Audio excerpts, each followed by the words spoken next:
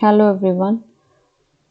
हम लोग डिस्कस कर रहे हैं एक्यूट रेस्पिरेटरी इन्फेक्शंस के बारे में। लास्ट वीडियोस में हमने देखा कि इसके जो कॉजेटिव फैक्टर्स हैं वो बैक्टीरियल और वायरल दोनों हो सकते हैं। बैक्टीरियल वाले ज़्यादा डेंजरस होते हैं, that may lead to the pneumonia. और इसके अंदर जो निमोनिया के केसेस आ जाते हैं उनको जो है अलग अलग कैटेगरी में बांटा गया है और उनका ट्रीटमेंट अकॉर्डिंगली बताया गया है। हमने बात करी थी, अगर सिम्टम्स की बात करें लास्ट टाइम की क्लिनिकल असेसमेंट के अंदर, कि 2 महीने से 5 साल के जो बच्चे हैं उनके अंदर कौन कौन से सिम्टम्स पाए जाते हैं जब उनको या तो हॉस्पिटल लाया जाता है या फिर वो हेल्थ केयर सर्विसेज पर पहुंचते हैं। अगर बच्चे की एज 2 महीने है तो हम देखते हैं क्या बच्चे ने दूध लिया है, अगर दूध नहीं लिया तो कितने टाइम से नहीं लिया, क्या वो ड्राउजी है, स्लीपी हो चुका है, स्लीपी है तो कितने टाइम से स्लीपी है, उसका ब्रीदिंग रेट क्या है, और बच्चे का जो है सांस लेने का तरीका इरेगुलर है, क्या उसको कोई कन्वर्जेंस, कोई दौरे वगैरह पड़ रहे हैं, या फिर पिछले कुछ टाइम के अंदर अगर बच्चे ने सांस नहीं लिया तो नीला हो चुका है बच्चा, तो हम उसका जो हिस्ट्री है जो उसकी डिजीज़ की वो पूरी लेते हैं ताकि हम उसका ट्रीटमेंट जो है कर सकें। नेक्स्ट अब क्या देखेंगे हम लोग कि इसका फिजिकल एग्जामिनेशन की बात करेंगे। फिजिकल एग्जामिनेशन में हम लोग देखेंगे सबसे पहले क्या होता है कि जैसे ही बच्चा पहुंचता है किसी भी हेल्थ केयर पर्सन के पास तो उसका फिजिकल एग्जामिनेशन किया जाता है। सबसे पहले है उसका count the breath in 1 minute. देखा जाता है कि बच्चा 1 मिनट में कितने सांस लेता है। नॉर्मली जो 2 मंथ्स तक के बच्चे होते हैं उनका जो ब्रीदिंग रेट है वो 30 से 35 तक हो सकता है। नॉर्मली 30 तक नॉर्मल काउंट किया जाता है जो ब्रेथ रेट होता है। तो इसमें क्या करते हैं कि बच्चे की चेस्ट के ऊपर हाथ रख लिया जाता है या फिर एब्डोमेन के ऊपर हाथ रख लिया जाता है, और दूसरे से आपको ध्यान रखना होता है अपनी वॉच के ऊपर कि 1 मिनट के अंदर बच्चे ने कितनी बार सांस लिया है। तो अगर बच्चे का जो हम कहेंगे कि बच्चे की फास्ट ब्रीदिंग रेट है, वो कब कहेंगे कि बच्चे का जो ब्रीदिंग रेट है वो फास्ट है, अगर बच्चा 60 बार 60 टाइम्स ब्रेथ ले रहा है 1 मिनट के अंदर और बच्चे की जो एज है वो लेस देन 2 मंथ्स है।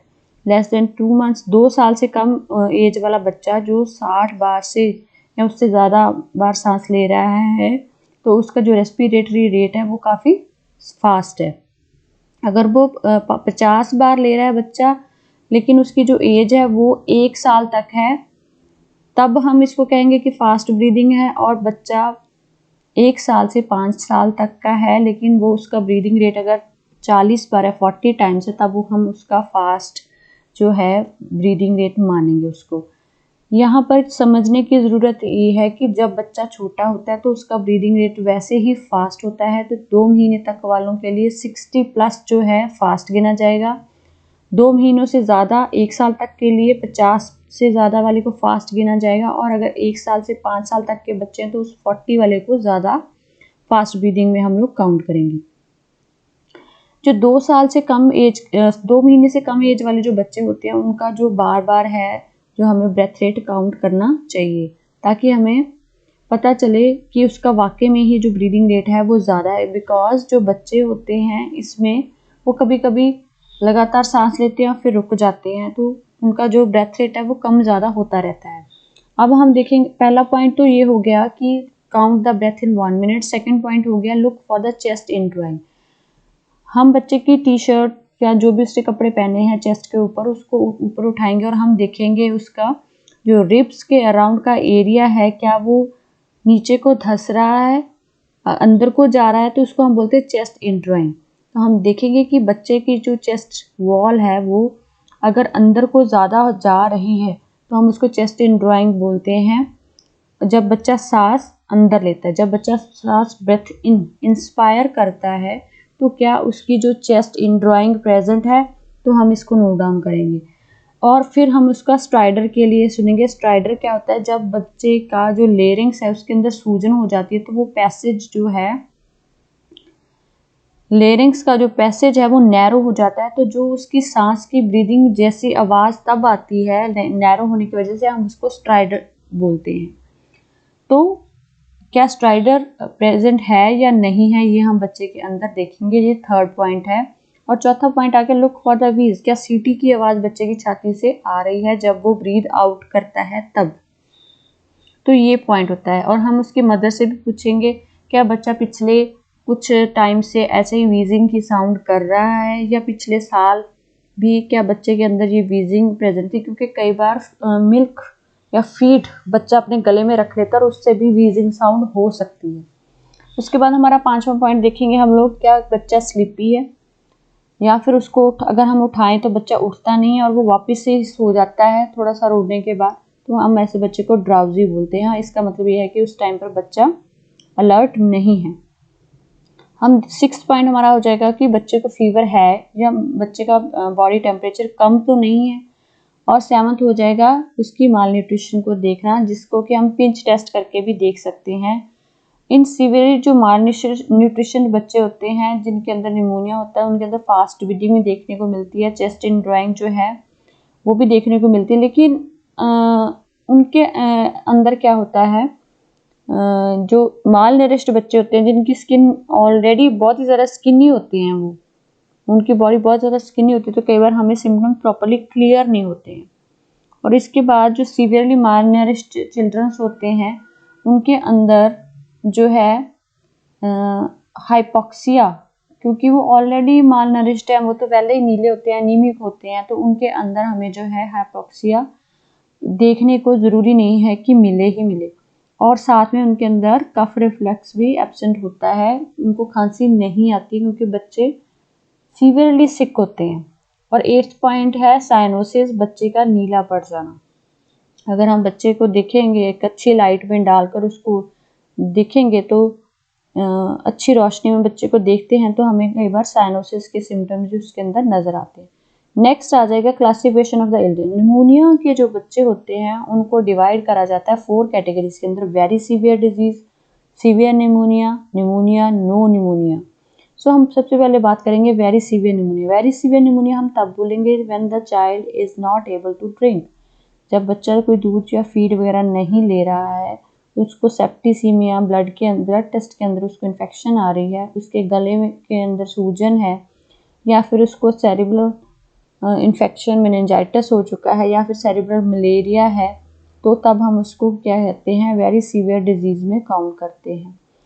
इस पे क्या है, और नेक्स्ट बच्चा अबनॉर्मली स्लीपी होता है, डिफिकल्ट टू वेकअप होता है, बच्चा सांस नहीं लेता है, उसके अंदर ऑक्सीजन की डेफिशिएंसी होती है, उसको सेप्सिस हो सकता है, उसको मलेरिया हो सकता है, मेनिंजाइटिस होता है। ऐसी डिजीजेस को हम लोग क्या बोलते हैं, very severe pneumonia, very severe disease.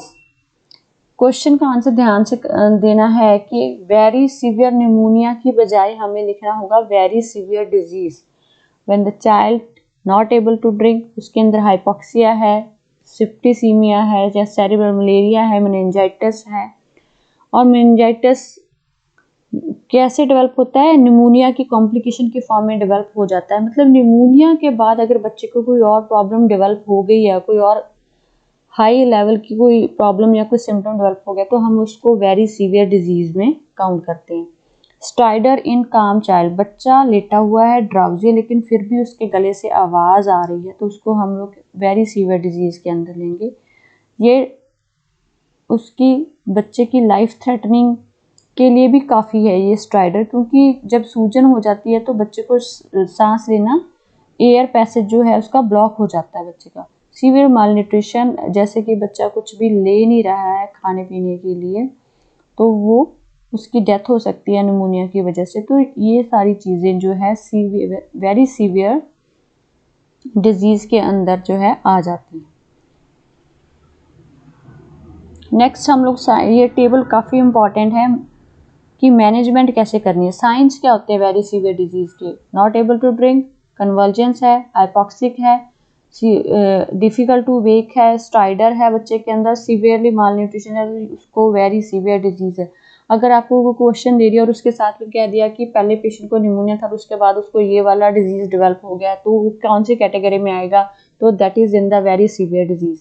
अगर हम ट्रीटमेंट की बात करें तो अर्जेंटली उसको हॉस्पिटलाइज करना फर्स्ट, एंड अगर वो प्राइमरी हेल्थ केयर पर गया तो उसको एंटीबायोटिक की एक डोज दे दो, हॉस्पिटल भेजने से पहले उसको फीवर का ट्रीटमेंट दो, वीज का ट्रीटमेंट दो, सेरिब्रल मलेरिया अगर है तो उसको एंटी मलेरियल ट्रीटमेंट भी स्टार्ट करना होता है। ये था हमारा वेरी सीवियर डिजीज। अब आता है सीवियर निमोनिया। सीवियर निमोनिया के अंदर क्या होता है कि बच्चे के अंदर जो है इसका रेस्पिरेटरी रेट क्या है, क्या उसकी छाती इनड्राइंग है या नहीं है। कई बार क्या होता है कि child with the chest indrawing may not have fast breathing, बच्चे की छाती की ये तो इनड्राइंग हो रही होती है लेकिन उसकी ब्रीदिंग रेट जो है वो फास्ट नहीं होता है, क्योंकि उसका जो है एफर्ट्स लंग्स को फैलाने में बहुत ज़्यादा लगता है, तो वो फास्ट ब्रीदिंग नहीं कर रहा होता है, तो उसको सीवियर निमोनिया बोलते हैं। तो चेस्ट इनड्राइंग ही ऐसे केसेस के अंदर एक निमोनिया का साइन बन जाता है, मेन इम्पॉर्टेंट। और उसके साथ क्या होता है, नेजल ब्रीदिंग, बच्चा अपनी नाक फुलाता है सांस लेने के लिए, उसको नोज को वाइड करने की कोशिश करता है ताकि वो सांस ले सके। ग्रंटिंग आवाज़ें पैदा करता है छोटी छोटी, क्योंकि बच्चे को डिफिकल्टी हो रही थी सांस लेने में। और उसके साथ ही साइनोसिस, नीला पड़ जाता है या फिर पर्पस डिस्कलरेशन हमें देखने को मिलती है, उसके जो है चेहरे, उसके होंठ वगैरह जो है नीले हो जाते हैं बच्चे की, उसकी फिंगर्स नीली हो सकती है। तो ये था सीवियर निमोनिया के अंदर कि क्या क्या हमें जो है देखने को मिलता है। अब थर्ड वन में आ जाएंगे हम लोग, pneumonia that is not severe. ऐसे केस में क्या होता है, फास्ट ब्रीदिंग होती है, नो चेस्ट इनड्राइंग। हमने अभी पढ़ा सीवियर निमोनिया के अंदर चेस्ट इनड्राइंग होती है, जरूरी नहीं है कि फास्ट ब्रीदिंग उसमें हो, लेकिन जो निमोनिया है इसके अंदर सिर्फ फास्ट ब्रीदिंग होती है, नो चेस्ट इनड्राइंग होती है, और इसको हम लोग निमोनिया के अंदर काउंट करते हैं, not in the severe pneumonia. Next हम टेबल में पढ़ेंगे कि कैसा कैसा ट्रीटमेंट दिया जाता है। अगर नो निमोनिया की बात करें तो चिल्ड्रन के अंदर कफ और डिफिकल्टी ब्रीदिंग हो सकता है बच्चे के अंदर, उसके साथ चेस्ट जो है डेंजर साइन जो है निमोनिया के, चेस्ट इनड्राइंग या फास्ट ब्रीदिंग है वो नहीं होते हैं। बच्चे के अंदर सिंपली कोल्ड कफ होता है तो हम इसको नो निमोनिया में काउंट करते हैं। तो ये आ गया है मैनेजमेंट कि बच्चे को कैसे ट्रीट करना है। अगर तो बच्चे के अंदर चेस्ट इनड्राइंग है और रिकरेंट वीजिंग है तो उसको सीवियर निमोनिया में हम लोग काउंट करते हैं, उसको हॉस्पिटल भेजा जाता है, एंड बिफोर दैट उसको एक एंटीबायोटिक का इंजेक्शन दिया जाता है, रेस्ट उसके बाद सिम्टोमेटिक ट्रीटमेंट उसको हॉस्पिटल में दिया जाता है। और दूसरा आ जाता है जबकि निमोनिया का केस है तो हम क्या देखते हैं, उसके अंदर चेस्ट इनड्राइंग नहीं है, सिर्फ फास्ट ब्रीदिंग है, तो हम उसको सिर्फ निमोनिया बोलते हैं। ऐसे में निमोनिया कब बोलेंगे हम लोग, जब 2 मंथ्स का जो बच्चा होता है वो 50 पर मिनट सांस लेता है, 2 से जो है 2 महीने से 1 साल के बच्चे के 50, और 1 साल के 5 साल के बच्चे अगर वो 40 बार सांस लेता है तो हम उसको निमोनिया के अंदर ही काउंट करते हैं, फास्ट ब्रीदिंग में ही काउंट करते हैं। तो इसको निमोनिया से हम कहते हैं क्लासीफाई करेंगे एज अ निमोनिया। ऐसे केस में हम क्या करेंगे, मदर को कहेंगे कि उसका घर पर ध्यान रखा जाए मदर द्वारा, उसको एंटीबायोटिक का ट्रीटमेंट देंगे, रेस्ट उसको जो है उसका symptomatic treatment for the fever wheezing के लिए दिया जाएगा, और मदर को बोला जाएगा कि नेक्स्ट 2 डेज के बाद आकर उसको रीविजिट दिया जाए बच्चे को, ताकि चेकअप किया जा सके उसका। नेक्स्ट जो है नो निमोनिया केस का जो है, जिसमें कोल्ड कफ है सिंपली, उसमें क्या है, ना तो कोई चेस्ट इनड्राइंग होगी ना कोई फास्ट ब्रीदिंग होगी, और इसमें जो है coughing is more than 30 days तो उसको असेसमेंट के लिए भेजा जाएगा, आगे असेस किया जाएगा उसका कोई ईयर प्रॉब्लम तो नहीं है, कोई सोर थ्रोट तो नहीं है, कोई फीवर वगैरह है तो उसको ट्रीटमेंट दिया जाएगा। जब हम रीअसेस करते हैं बच्चे को 2 दिन के बाद तो उसमें क्या होता है, अगर उसके साइंस जो है वर्स हो जाते हैं, वो दूध वगैरह नहीं पी रहा है, नॉट एबल टू ड्रिंक है, चेस्ट इनड्राइंग आ गई है, और उसके अंदर और डेंजरस साइंस जैसे कि ज़्यादा स्लीपीनेस वगैरह, स्टाइडर वगैरह देखने को मिलता है, तो हम उसको अर्जेंटली हॉस्पिटल रेफर कर देंगे। अगर वो सेम रहता है, बच्चे को कोई प्रॉब्लम नहीं है, जो कंडीशन जो है सेकेंड निमोनिया वाली वर्स नहीं हुआ, तो हम उसको क्या करेंगे, वर्स तो नहीं हुई है लेकिन द सेम है उसकी प्रॉब्लम बच्चे के अंदर जो है अभी, जो है चेस्ट इनड्राइंग नहीं है, फास्ट ब्रीदिंग ही है, तो हम उसका ट्रीटमेंट जो है चेंज कर देंगे एंटीबायोटिक, और उसको रेफर कर देंगे। और थर्ड के अंदर है, अगर बच्चे को निमोनिया नहीं था, वो इम्प्रूव कर गया है, तो उसको हम 5 डेज का एंटीबायोटिक्स देके उसका जो है ट्रीटमेंट जो है फिनिश कर देंगे। सो ये था कि वेरी सीवियर डिजीज के अंदर क्या क्या साइन एंड सिम्टम्स होते हैं, और सीवियर निमोनिया और नो निमोनिया के अंदर हम कैसे देखेंगे और बच्चों को कैसे जो है ट्रीट करेंगे। नाउ नेक्स्ट हमारी जो क्लासिफिकेशन है, जहाँ पर illness of the young infant है, यंग इन्फेंट की बात करेंगे, जो बच्चे 2 महीने से भी कम की एज के हैं उनको कैसे टैकल करेंगे। ये तो हमने पढ़ा था कि जो बच्चे हैं 2 महीने से 5 साल तक के। अब हम देखेंगे कि जो बच्चे हैं 2 महीने से कम वाले हैं उनको हम लोग यंग इन्फेंट्स बोलते हैं। तो यंग इन्फेंट्स के अंदर क्या होता है, उनका एक क्लासिफिकेशन अलग बनाया जाता है और यहाँ पर हमें देखने को मिलता है कि जो 2 महीने से कम एज वाले बच्चे होते हैं वो सिक हो जाते हैं और उनका जो डेथ रेट है वो भी ज़्यादा होता है फ्रॉम द बैक्टीरियल इन्फेक्शंस। और जैसे कि आप यहाँ पर देख रहे हैं, जो इन्फेंट्स बच्चे हैं जो सिक हो जाते हैं तो उनकी डेथ होने के चांसेस बहुत ज़्यादा होते हैं ड्यू टू द निमोनिया। और अगर हम इनके सिम्टम्स की बात करें तो उनके अंदर क्या देखने को हमें मिलता है, उनकी बच्चे पुअर फीडिंग होती है, उनको फीवर होता है, उनका लो बॉडी वेट होता है, लो बॉडी टेम्परेचर भी हो सकता है, उनका वेट जो है रिड्यूस हो जाता है। बच्चे के अंदर चेस्ट इन ड्राइंग हमें देखने को मिलती है और जो इनकी जो चेस्ट इन ड्राइंग है वो बच्चों के अंदर इतनी ज़्यादा मार्क नहीं होती क्योंकि उनके बोन्स जो उनकी चेस्ट वॉल होती हैं वो सॉफ्ट होती हैं, इसलिए उनकी जो चेस्ट इन ड्राइंग इतनी ज़्यादा मार्क्ड नहीं होती है, उनकी बोन्स सॉफ्ट होती हैं इसलिए। ऐसे केसेस में क्या है, यंग इन्फेंट्स के अंदर क्या होता है कि इनका जो ब्रीदिंग रेट है वो 60 या 60 प्लस वाला जो है वो हम लोग फास्ट ब्रीदिंग रेट में काउंट करते हैं इसको। और कुछ सिम्टम्स जो है बच्चों के अंदर जो होते हैं सीवियर डिजीज़ वाले, उनके अंदर कन्वल्जन्स, कुछ दौरे पड़ने लगते हैं, बच्चे ज़्यादातर क्या है अबनॉर्मली स्लीपी या डिफ़िकल्ट टू वेक हो जाते हैं और साथ में बच्चे को कोई और डिजीज़ भी डेवलप हो जाता है जैसे कि मेनिंजाइटिस, सेप्टिसीमिया, निमोनिया डेवलप हो सकता है।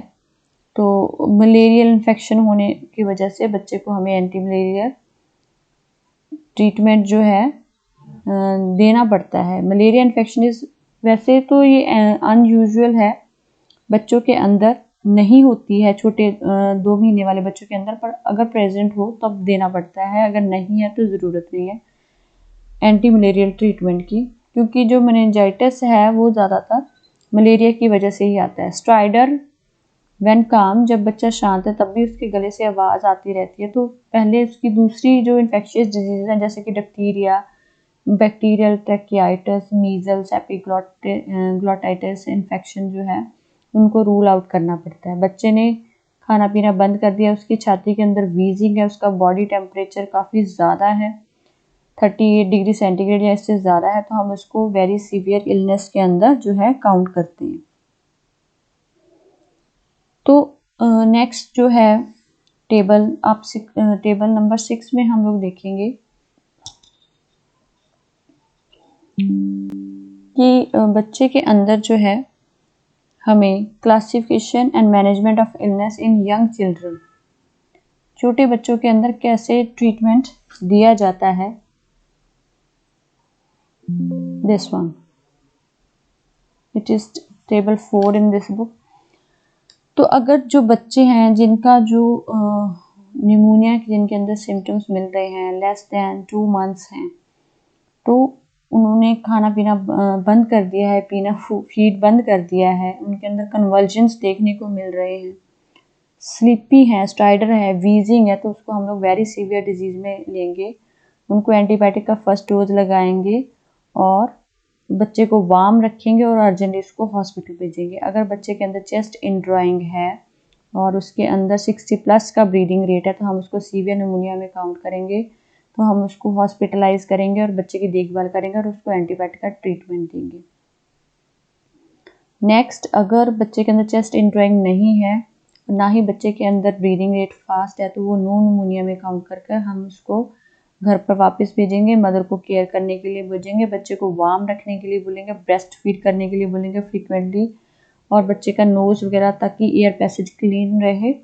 और अगर बच्चे को सांस लेने में कोई दिक्कत परेशानी होती है, उसका ब्रेथ रेट बढ़ जाता है, उसका फीड लेना वो बिल्कुल बंद कर देता है और बच्चा पहले से भी ज़्यादा बीमार नज़र आता है, तो हम मदर को बोलेंगे कि वो बच्चे को लेकर तुरंत हॉस्पिटल या फिर अपने जो नियर सेंटर है वहाँ पर पहुँचे। Now next is the treatment part. Treatment part में है जो कि हम लोग जो बच्चे हैं 2 महीने से 5 साल तक के, उनको बच्चे को ट्रीटमेंट क्या देना है हमें। कोट्रीमोक्साजोल is the drug for the choice of the treatment of the pneumonia। और ये जो कोट्रीमोक्साजोल है that is similar to the ampicillin और प्रोकेन पेनिसिलिन एंड ज़्यादातर इसका जो है 95% केस में कोट्रीमोक्साजोल से जो है हमें जो है अच्छा रिजल्ट देखने को मिलता है। तो इस टेबल में बताया गया है कि अगर बच्चा लेस देन 2 मंथ्स है और उसका वेट 3 to 5 kg है तो 1 tablet that is about 100 mg और ट्राइमिथोप्राइम 20 mg हमें उसको देना है, या फिर सिरप की फॉर्म में उसको कैसे देना है, हाफ स्पून 2.5 ml देना है। नेक्स्ट इज अगर बच्चा 2 से 12 महीने का है तो 2 टैबलेट्स देनी है दिन में 2 बार, और बच्चा अगर 1 से 5 साल का है तो 3 टैबलेट्स देनी है हमें। अगर बच्चा 2 महीने से कम है तो कोट्रीमोक्साजोल ज़्यादातर रिकमेंड भी नहीं किया जाता। ये सीवियर केसेस के अंदर ही इसका जो है यूज़ किया जाता है, और प्री मैच्योर बेबीज़ को जो है कोट्रीमोक्साजोल नहीं दिया जाता क्योंकि इसकी वजह से जॉन्डिस वगैरह पहले ही बच्चों को हुआ होता है, कई बार प्रीनेटल जॉन्डिस या नियोनेटल जॉन्डिस डेवलप हुआ होता है, तो ऐसे केसेस में कोट्रीमोक्साजोल नहीं दिया जाता। बच्चे को 48 आवर्स के बाद रीअसेस किया जाता है और उसके बाद ही उसका जो है ट्रीटमेंट जो है, अगर इम्प्रूवमेंट देखने को मिलती है तो उसका ट्रीटमेंट 3 डेज़ के लिए और बढ़ाया जाता है। अगर बच्चे का जो इम्प्रूवमेंट देखने को नहीं मिलती है तो उसका जो है एंटीबायोटिक चेंज किया जाता है। अब हम देखेंगे सीवियर निमोनिया के अंदर क्या करते हैं। सीवियर निमोनिया के अंदर IM देते हैं, intramuscular injection after the testing dose penicillin की, एम्फिसिलिन की, क्लोरोएम्फेनिकोल की दिया जाता है और 48 आवर्स तक देने के बाद उसको रीअसेस किया जाता है और 5 डेज तक कंटिन्यू किया जाता है।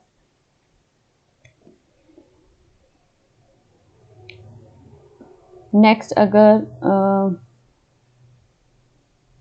हम देखें कि वेरी जो था सीवियर डिजीज़ होता है, ऐसे केस के अंदर हमने देखा कि IM को क्लोरोएम्फेनिकोल दिया जाता है बच्चे को, और बच्चे को 48 आवर्स तक जो है उसको रीअसेस किया जाता है।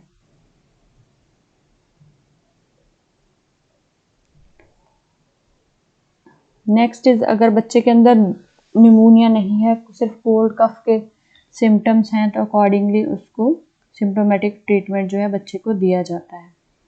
अब प्रिवेंशन कैसे किया जा सकता है एक्यूट रेस्पिरेटरी इन्फेक्शंस के। डेवलपिंग कंट्रीज के अंदर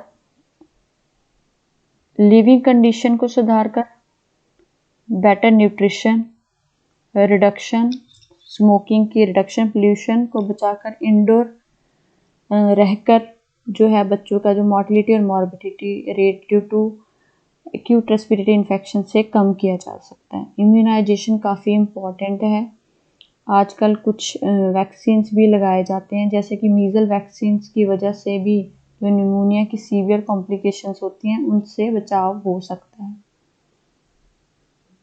उसके बाद HIV Hib vaccine, haemophilus influenza type B vaccine है, और ये भी एक इम्पॉर्टेंट पॉजिटिव फैक्टर है for the pneumonia and the meningitis, और ये भी पेंटावेलेंट इंजेक्शन के अंदर आजकल लगाया जाता है, और इससे क्या है बच्चे को बचाया जा सकता है रेस्पिरेटरी इन्फेक्शन या फिर निमोनिया से। नेक्स्ट इज़ जो कंबाइंड प्रेपरेशन आजकल बच्चे ले रहे हैं उनको भी लेकर बच्चे को बचाया जा सकता है निमोनिया से। Next is pneumococcal pneumonia PPV23। ये जो है पॉलीसेकेराइड नॉन कंजुगेट वैक्सीन, जिसके अंदर एंटीजन होते हैं 23 सीरोटाइप्स के, 23 सीरोटाइप्स के होते हैं जो कि बच्चों को बचाते हैं, 23 तरह की इन्फेक्शन से बचाते हैं बच्चों को। और ये इन्फेक्शंस को प्रिवेंट करते हैं, निमोनिया जैसे इन्फेक्शंस को प्रिवेंट करते हैं, और ये 2 साल से ज़्यादा एज वाले बच्चों के लिए होता है। Children under 2 years of age and immunocompromised बच्चों के लिए ये जो इंजेक्शन है ये इतना इफ़ेक्टिव नहीं है। इसकी डोज कितनी होती है? 0.5 ml जो है दी जाती है, that is 25 micrograms of purified capsular polysaccharide. ऐसे क्वेश्चंस पूछ लिए जाते हैं और प्रेफरेबली ये दिया जाता है हमारे डेल्टन मसल मतलब बाजू के ऊपर के हिस्से में, या फिर इसको सबक्यूटेनियस भी दिया जा सकता है। और इस वैक्सीन को किसी अदर वैक्सीन के साथ मिक्स नहीं किया जा सकता, जैसे कि इन्फ्लुएंजा वैक्सीन के साथ HIV हिब वैक्सीन के साथ इसको मिक्स नहीं किया जा सकता, नहीं तो ये एडवर्स रिएक्शन दे सकता है। Next is PCV 2 conjugate vaccine are available, PCV 10, PCV 13। और ऐसे इंजेक्शन कुछ मार्केट्स में अवेलेबल हैं जो निमोनिया से हमें क्या है बचाने में हेल्प करते हैं।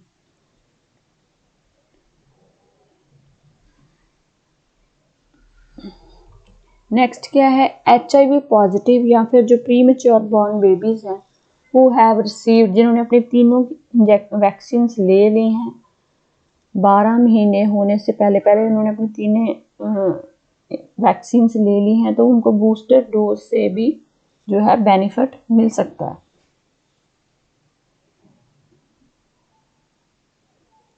नेक्स्ट, नए integrated global action plan for the prevention and control of pneumonia and diarrhoea. ऐसे केसेस के अंदर नए गोल्स बनाए गए हैं, जिनका जो स्पेसिफिक गोल्स हैं 2025 तक के, उनके अंदर क्या है, ये काफ़ी इम्पॉर्टेंट है ये पैराग्राफ, कि रिड्यूस करना है मोर्टिलिटी को, निमोनिया से होने वाली डेथ को रिड्यूस करना है लेस देन 5 ईयर को टू फ्यूअर देन 3 पर 1000 लाइव बर्थ्स। नॉर्मली अगर हम लोग देखें तो इसका जो गोल है, जो बच्चे 5 साल की कम एज वाले हैं उनकी जो डेथ है उसको रिड्यूस करना है 3 तक। अगर 1000 बच्चे पैदा हुए हैं तो निमोनिया से अगर 5 साल तक के उनमें से किसी की डेथ होती तो उसकी संख्या 3 होनी चाहिए। सेकंड पॉइंट है कि रिड्यूस करना है मोर्टिलिटी को डायरिया की वजह से, जो कि डेथ होती है बच्चों की 5 साल तक की, और दैट शुड बी 1, उसको 1 तक लेके आना है 1000 के पीछे। रिड्यूस करना है सीवियर निमोनिया को 75% तक 5 साल तक के बच्चों के लिए, जो कि 2010 तक जो लेवल्स अवेलेबल थे उसको रिड्यूस करना है 75% और रिड्यूस करना है सीवियर डायरिया के by 75% again up to the 2010 तक। रिड्यूस करना है by 40% the global number of children जिनकी स्टंटेड ग्रोथ है, who are stunted in growth and development, उसको रिड्यूस करना है बाय द 40%। सो ये हैं गोल्स 2025 तक, जिसमें निमोनिया भी इन्वॉल्व है, that is integrated global action plan for prevention and control of pneumonia and diarrhoea. तो अगर ये वाले क्वेश्चंस पूछा जाए आपको, देखिए कि integrated global action plan for prevention control of pneumonia and diarrhoea के अंदर क्या क्या स्पेसिफिकेशंस है, तो ये पॉइंट्स आपको याद करने पड़ेंगे। Next is coverage target to be maintained और रीच्ड। ऊपर जो दिए गए गोल्स हैं उनको करने के लिए क्या करना पड़ेगा? 90% फुल डोज कवरेज देनी पड़ेगी ईच रेलेवेंट वैक्सीन। जितने भी बच्चे पैदा हुए हैं 2025 तक, by the end of the 2025 90% लोग बच्चों को जो है वो वैक्सीन अवेलेबल हो, वैक्सीन लगाया गया हो। 90% बच्चों के अंदर जो है उनको एप्रोप्रिएट निमोनिया और डायरिया की मैनेजमेंट मिल सके, एटलीस्ट 50% कवरेज हो सके, ब्रेस्ट फीड बच्चों को ब्रेस्ट फीड मिले अपने जन्म के 6 महीने तक, और HIV को बिल्कुल एलिमिनेट किया जा सके। और 2030 तक क्या गोल्स हैं इसके? बेसिक ड्रिंकिंग वाटर और हेल्थ फैसिलिटीज़ और लिविंग फैसिलिटीज़ मिले लोगों को, एडिक्वेट सैनिटेशन मिले लोगों को 2030 तक, बाहर जो हेल्थ फैसिलिटीज़ हैं और घरों में मिले उनको 2040 तक। नेक्स्ट जो है universal access to hand washing facilities मिले लोगों को, जहाँ पर सोप और वाटर अवेलेबल हो, हेल्थ केयर फैसिलिटीज़ में और घरों में सभी को अवेलेबल हो। उसके अलावा क्लीन और सेफ एनर्जी टेक्नोलॉजीज डेवलप की जा सके। तो ये सारी चीज़ें जो है निमोनिया को और डायरिया को प्रिवेंट करने के लिए जो है इंटीग्रेटेड ग्लोबल एक्शन प्लान के अंदर आती है। So this paragraph is very much important to learn for the MCQ point of view. Thank you.